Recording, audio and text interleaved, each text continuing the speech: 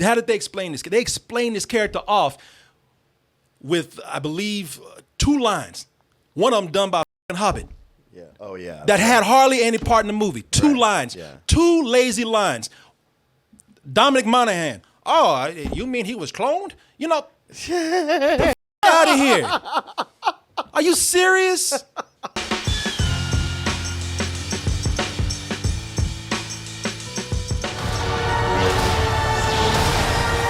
your undoing. What are you doing there, 3PO? I want to focus on points in here of really, really bad writing in this movie. And let me just start out by saying, and I'm just going to come right out with it. Star Wars The Rise of Skywalker is a bad movie. It's a bad movie with some fun moments. You know, it's a bad movie with some real nostalgic but fun moments in it. You say some nostalgic? Well, Martin, I was trying to be cool. Because I think when you hit 75%, that's not just some. I was trying to be nice, Martin.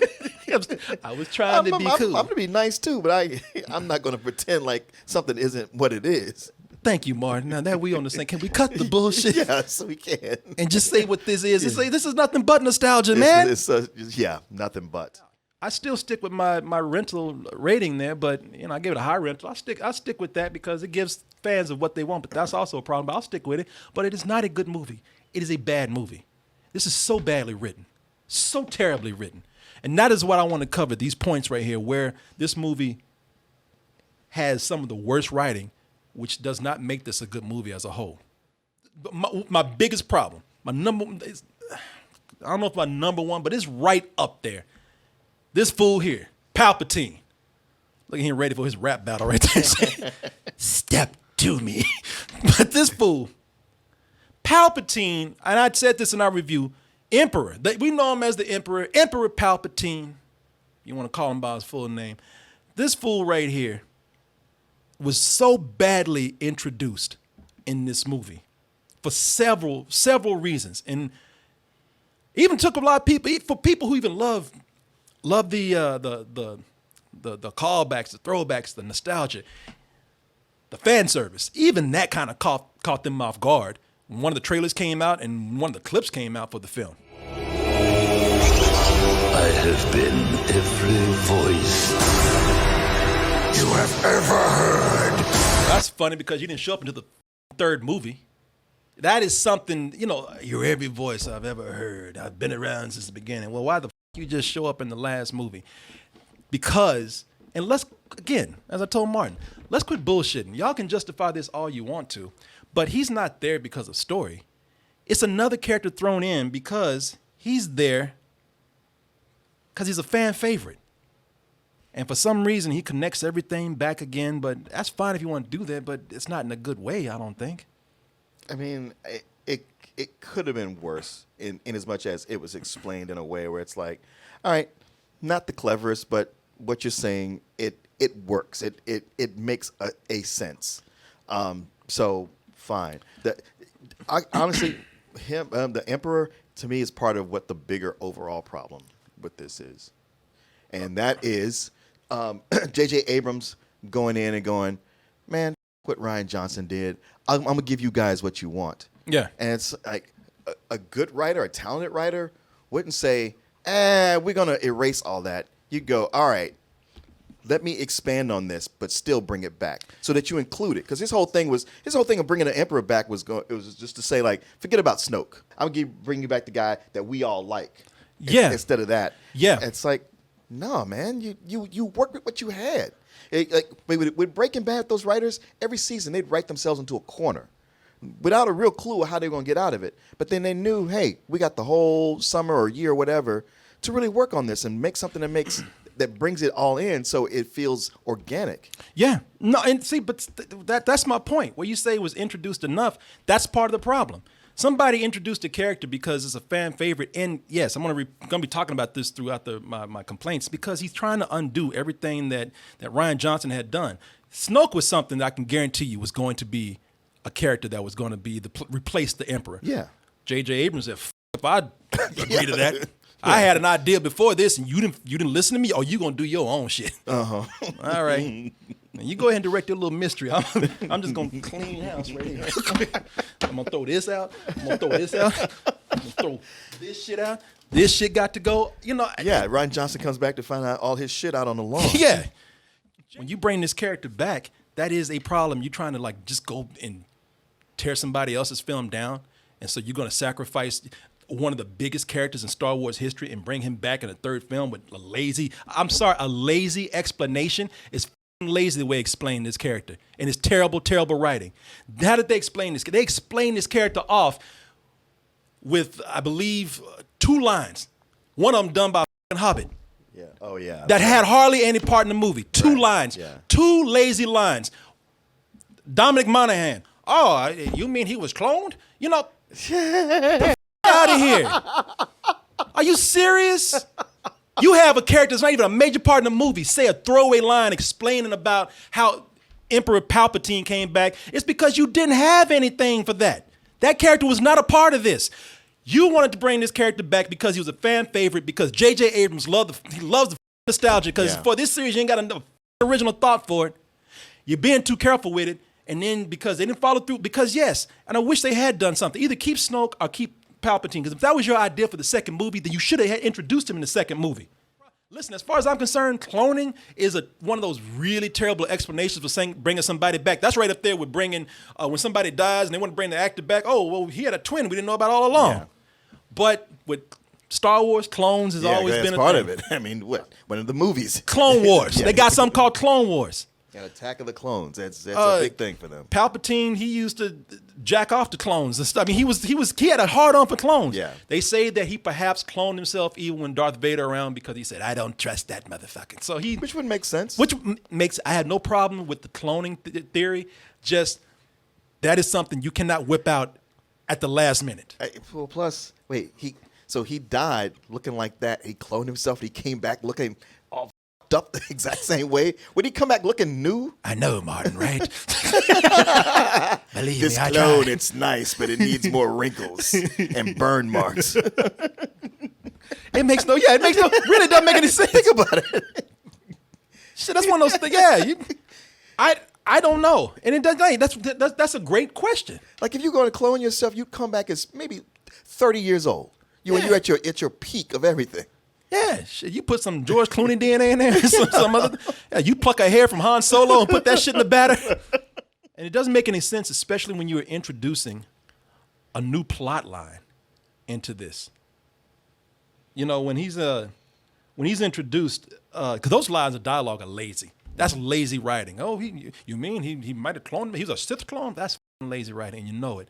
And especially when you're introducing a new plot line. When you introduce a new plot line with the character, talking about how he's Rey's grandfather, seriously? That's that you're going to introduce that at the last minute too?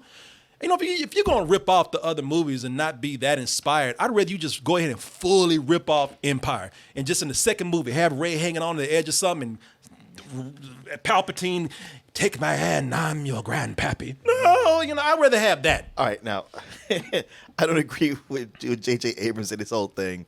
This is one time I could maybe forgive it, because he set Rey up in the first movie, in The Force Awakens, where there's a mystery about who her parents are. Yeah. Could it be the Skywalkers, whatever?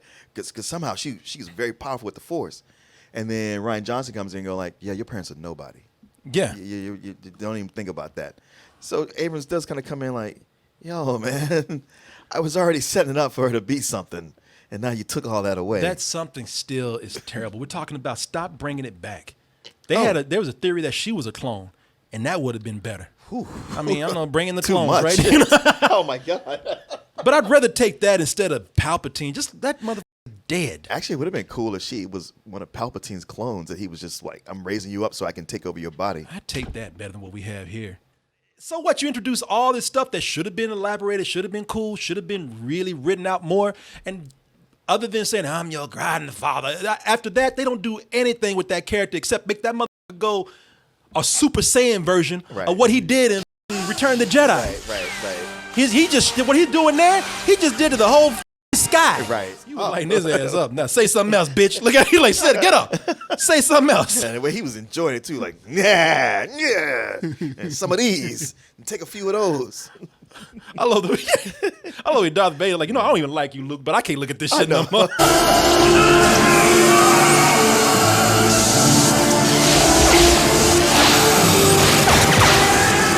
That motherfucker like trash. Also, who was the copy and paste audience at the Coliseum, man? Where? In Palpatine's Coliseum. Oh yes, the copy paste audience. I know. Yeah, they didn't show any of them. Yeah, who was that? And I was like, okay, so these are the Death Eaters from Harry Potter, I guess. There's a lot of stuff that is just very, very thrown together, man, with that. And and it's horrible. Speaking of things that weren't developed, speaking of things that weren't built up to a monumental occasion, that kiss between Kylo Ren and Rey, where did that come from? Yeah, it's one of those Michael Jackson, Lisa Marie Presley kisses. Yeah. I'm not opposed to them hooking up. No. If it feels natural. If it feels natural. Well, it was always teetering because it was like, man, y'all really are close. Are y'all gonna hook up, or is it gonna turn out your brother and sister? Because that would not be something out of the box for this series. It would not. Before Game of Thrones, that was Star Wars. Yeah. And I wouldn't mind, man, but there was no build up to that. Shit, 30 minutes before he wanted to kill her ass. Yeah. There was no. This is something that I don't mind a lead up to it. There should have been some other show of affection. A long hug. A long look into each other's eyes. Kylo Ren smelling his fingers after after Rey has walked off and shit. I don't give a what it is, man, but it's something more. They've been in each other's minds a bunch. Yeah, but there's. I mean, I could kind of see it leading towards that. I felt that tension. I'd say I didn't. I just like I could see the tension, but I felt like we went from all right, we got tension to a kiss. There was no middle ground right there, and Rey was never an interesting character on her own. No. Rey has never been in any of these movies. Look, she was set up very well in the first movie, I thought, to be something. She was again our nobody character that was destined for greatness. She was supposed to be our Luke.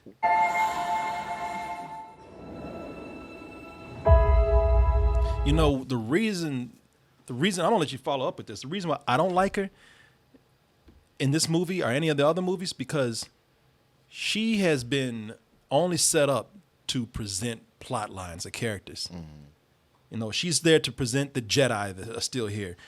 She's there to show that Luke is still around. She's Palpatine's granddaughter. Granddaughter. She's there for Leia. She's never there for herself. Even more so in this movie.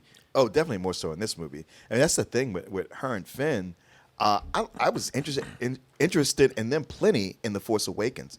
With brand new, they came with a background, mm-hmm. and then they were relating to each other. You discovering what the nature of their relationship is going to be, and they're thrown into all this mess that we've known about all this time. So you're watching them react to it and get sucked into it. But since that point, they've been made all these characters without personality. I'm sorry, man. They've taken all these characters which start out so strong. I love the relationship between Rey and Finn in the beginning. And then even when Poe came in, I was cool with that. But they just this movie was going in so many different directions. Yeah. They didn't have time to concentrate on these characters. They really didn't. Another example of really bad writing is introducing, is cheap ways of manipulating the audience by getting rid of and then reintroducing characters with no real emotional stake at all. Think about how many people died or disappeared and came back. Mm-hmm. Yeah. It started to be a problem for me a lot. The Emperor, he came out of nowhere. Kylo Ren died. Oh, I'm not dead. I'm back. I mean, he eventually dies, but he had his big reemergence. Yeah. Chewbacca. Yeah. You took him. They took him. And it was like, he's dead. And I was like, no, he's not. One of my favorite moments, but not in a good way, in a laugh way, was when the ship Chewbacca's on blows up. And Finn is, no! I mean, he was yelling. I was like, I thought about Finn. I was like, are you and Chewbacca? Because there's a part where he just got black. Do you remember that? Yes. He just, when they took him away in that ship and Finn was like, they took him! They got him! They took him, man! They took him! Yeah. They got him, man! Even Finn was like, calm your ass down. Oh, no! That's what I felt. That's our brother, man! No! I sent him out there. It's funny at the point where he's like, Chewbacca, go get Rey. I'm thinking of us, Chewbacca, I'm like, you go get her. Yeah. I don't want to her. That's your job. Where that white girl at? He thirsty. Look at her. I know. Where is she, man? No, she's bad off for real. She won't me, man. Seriously, I can see it. I mean, it's not like that, though. But Like I said, it's manipulative. The worst for me, I already talked about it in the review. The worst for me was this dude. What are you doing there, 3PO?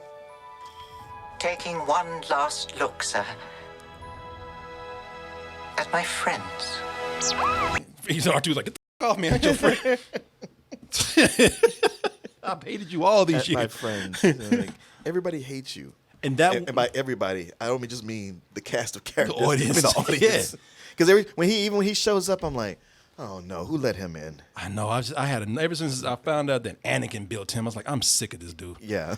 But it would have been really cool for me just to see his ass go. Yeah. Period. But they introduced that not only in the trailer but in the movie as something where they were going to do something huge, like a big emotional moment with him. Yeah. I can tell you, everybody that hated C-3PO, and y'all didn't even have to kill him. You just have to wipe his memory and just have him come back again, but not the same one. Yeah. And that would have been very sad, but kind of, it would have been melancholy. Like he's gone, but he's still kind of here. Well, because we need to have stakes for the main characters. Yes. Like if you don't have a name that people know, they didn't make a toy out of you, you good as dead. Yeah. And nobody will mourn you.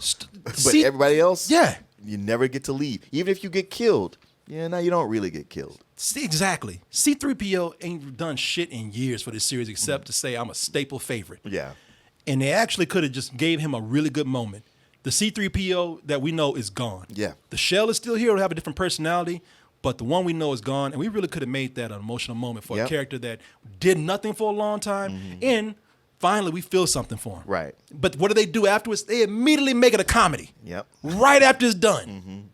Jesus, man.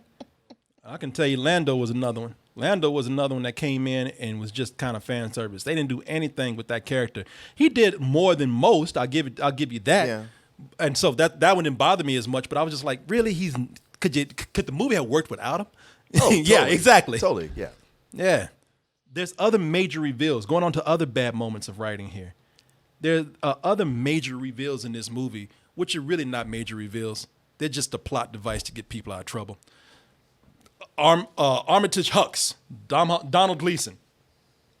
Y'all remember that moment? If you saw the movie, you were in the moment like, what they say? They had Finn and Poe ready to be shot, and all behind you, pew pew, and you kind of knew it was gonna happen. And Right. This dude's back here, and they're like, he shot all the bad guys. But wait a minute, you're a bad guy. Well, why'd you do that? And we knew what the answer's gonna be. Oh well, because I'm the spy. Yeah. And I don't. And they asked him, well, why would you betray? Why would you betray the New Order? And he's like, oh, I don't like you, but I really hate that Kylo Ren. And it's like, man, that's the excuse. Now we find out how much they hate. That was never built up.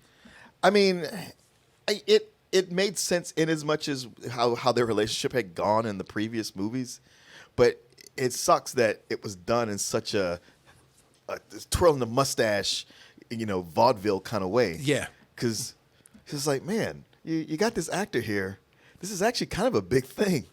Yep. Where he could stick around and work things from behind the scenes, or I just realized something. I'm gonna sound like a broken record every time I talk about how they could have developed a character. That's the problem. They could have. Yeah. That is my point. God damn it. I'm knocking over shit. Yeah, your phone is a fan. Yeah, get out of here. I like it. Leave it alone. Nah, man, that's my point. If they had another movie to develop the stuff in instead Yeah. of throwing it in, yeah. Instead, he was there just to help some guys get away. Yeah. Because that's what we needed. You don't pull this character out of the last minute. And by the way, he was killed after he was revealed to be a spy. Yeah, right I after wouldn't that. have minded. Look, it was a bad way to put that information out there, but I wouldn't have minded it if they followed through with it more. Yeah, kept it around for a while. But because it's the last movie, we need to get rid of him. I mean, they might as well give him that mother cape. I was the spy. Away. Yeah, it was, man, just, come on, y'all. Y'all know this is true. I'm almost like, do I have to be Emperor Palpatine? Look into your heart. You know this is true. Right. It's that weird position when you say, wait, well, if it had another hour, it could have developed these things. But it's like, I didn't want to stick around for another hour. No, you had over 2 hours. That's plenty of time to do what you got to do. You had another movie. Leia. Here's another bad thing that was handled. Princess Leia is handled terribly in this film. Now, this one I'm a little easy on because y'all ran out of footage. Yeah. You know, she's what gone. What could you do? What could you do? Well, again, you could have done something better than what we have here. Because when they extended her scenes with the CGI Leia, that did not work out so old well. fish eyes? Yeah. Yeah. Hey, Luke, you all right? I can't see shit. She had big ass. Did y'all catch that when the CG flashback? Princess Leia had the flashback when that hood came up and her eyes looked like a video game character? she didn't blink. Those pupils didn't move. Either that was a bad CG job or she was on some major shit. Yeah, that was a bad thing. But I really wish they hadn't just had her die off screen and then they just cover up a body double, and then Rey just gets force tingles. She's gone. You know, you can do that off screen and still have a moment. But they didn't have time because the movie's being torn apart in so many different directions. And while we have the moment to be like, oh, she's gone, so sad. What's next? Yeah. Yeah. Fuck off, man. I'm sorry. This is a bad movie. I'm sorry, y'all. It's so rushed that we can't even get into these new characters that they introduced. Why'd you even bother? You have old characters. You want to do that, deal with them. Don't bring in new ones. Mm-hmm. What's this one called? Zori Bliss, which sounds like a porn star.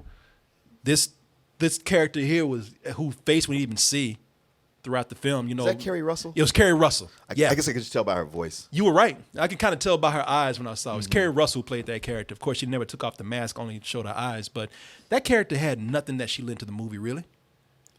I mean, she helped somebody get away, but, you know. I mean, she could have, though, because she hinted at, something with Poe's past. Wait, we could find out some things about Poe that'll make him interesting finally. Yeah. Nah, we gotta move on to other things. What? No, come on. No. I was really into this. I'm like, wow, this is kind of cool. You know, this past that he has and everything. Yeah. And it's like, yeah, that. we got more characters you don't give a shit about to introduce. Like, what's her name? Zana. Yeah. Right here, this character who quickly replaced that other girl. Who? Rose. Rose. Yeah. Oh, let me pull up a picture of this girl here. Y'all remember when Kellyanne Marie. Kelly Marie Tran. Kelly Marie Tran, whatever shit. Hey, they didn't give a so, No, damn, fair enough. y'all remember her as Rose. Yeah. They ain't even they introduced that new girl and just left her in the background. She went through all that abuse. She went through all that abuse on Twitter For nothing. For nothing. And you know that's the only thing she had. She with all that abuse, she said, "Well, at least I'm in Star Wars, and y'all ain't." Well, wait a minute, I got an email from J.J. Abrams. Hold on. I wonder if he was one of the internet trolls bullying her on Twitter. Yeah, you was Star Wars for what, 2 minutes, Yeah. if even that much. This should have been a moment right here for them to actually carry on in the next movie. And I can't believe that they did not follow. They set this up as a major romance.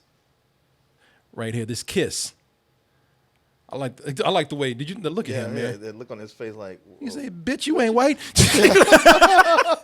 I mean, you close, but not. He looked disgusted, like, ugh. Ugh. Did you just? That must have just had a. Dude, why'd you do that? We're just friends. That they set that up as a major moment. Yeah, they did. And the movie even told him, they said, "Man, you ain't listen. Stay with your race." Right? That's pretty much what they said. Replaced her real quick with this right here, and that character is hardly ever talked about. Yeah. When she comes on, she seems pretty interesting too. She got a whole thing going on. They had one conversation where, like, you had, I like that, you like that. We had Yeah. that much in common. Let's go on an adventure together. Yeah. Oh, we both were enslaved by the Empire? Yeah, we both were enslaved by them. Were they both stormtroopers? Yeah. Yeah. Which is interesting. Right. But They not at the last drafted minute. as children. Yeah. Yeah. That's yeah. such. At the last minute, they get to have an adventure and then no exploration beyond that. For everything that we said, all the bad writing and whatnot, even then, when they pull back, this is still, when you pull all the bullshit aside, it's still a movie about trying to stop big objects from destroying planets. Yeah. When this is all said and done, all this fight, all this Skywalker saga, almost every movie, we've had a Death Star. Every movie we had the threat of, we got to stop these space Nazis from blowing up planets. When you pull it all apart, so really, have we done anything different here? No. No one wants to admit that Star Wars isn't Star Wars anymore because it doesn't have the guidance to be that. Say what you will about George Lucas. George Lucas at least had a singular vision for what he had. It might have been terrible the second time around, and even he didn't know what to do with it. But no one wants to admit that Star Wars has turned into the things that we criticize, and we let this get a pass for doing those same things. Well, because like when you start with it, you don't have a big fan base. All you know is that you're trying to do something a vision that you see, and you're trying to make it good. It's a great point. And then it gets the more popular it gets, the more not just studios, but people, the audience feels like they have a hand in it. Yeah. And if you're gonna at all listen to them, then they do. You've surrendered that power. So rather than you being able to do that fresh new thing you want to do, you have all these what do you call them? Stakeholders. People who so almost like stockholders who all get to have a vote in the process, and nothing by a committee is ever good. Yeah. Or at least it's not great. At least, yeah. You can do, and you can have a committee there, but somebody needs to have a vision. Yes. Of how this is going to go, and you need to have a vision and a blueprint mapped out before you jump into it. And that is why no one wants to admit that this has turned to the things that we criticize, and you give it a pass. This is Justice League. This is DC and them trying to do their universe. This is anybody out there trying to cobble together any kind of big universe or big epic whatever because somebody else did it themselves. This is like any other series out there. This is the Mummy. This is the Dark Universe. This is something that I think set up, had a singular vision and did it right, did it fine, until they tried to force a universe of their own. Wreaking destruction! Who does this protect?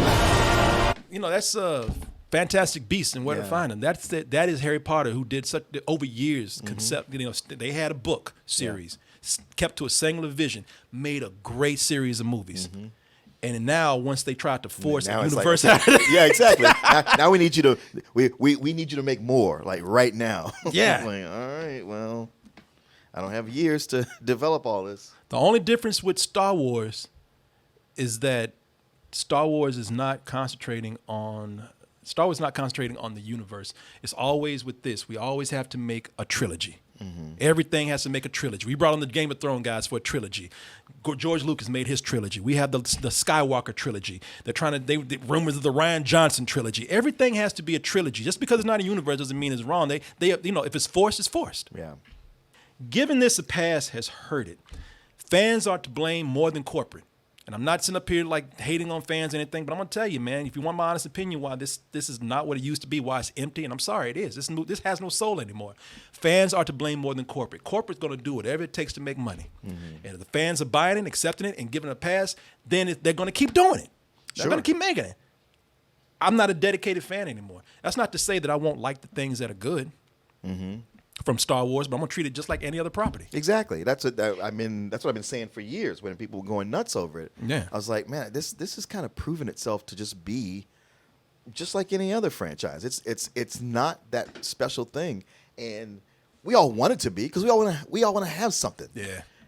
Hey, the families are getting together. We're going to go see the new Star Wars movie. You guys seen it? Oh yeah. You're in a theater full of people who are all loving it. Yeah. And everybody wants to repeat that, and it's got to meet you halfway. It really does. But you have to allow it to meet you halfway. You can't keep demanding the same things.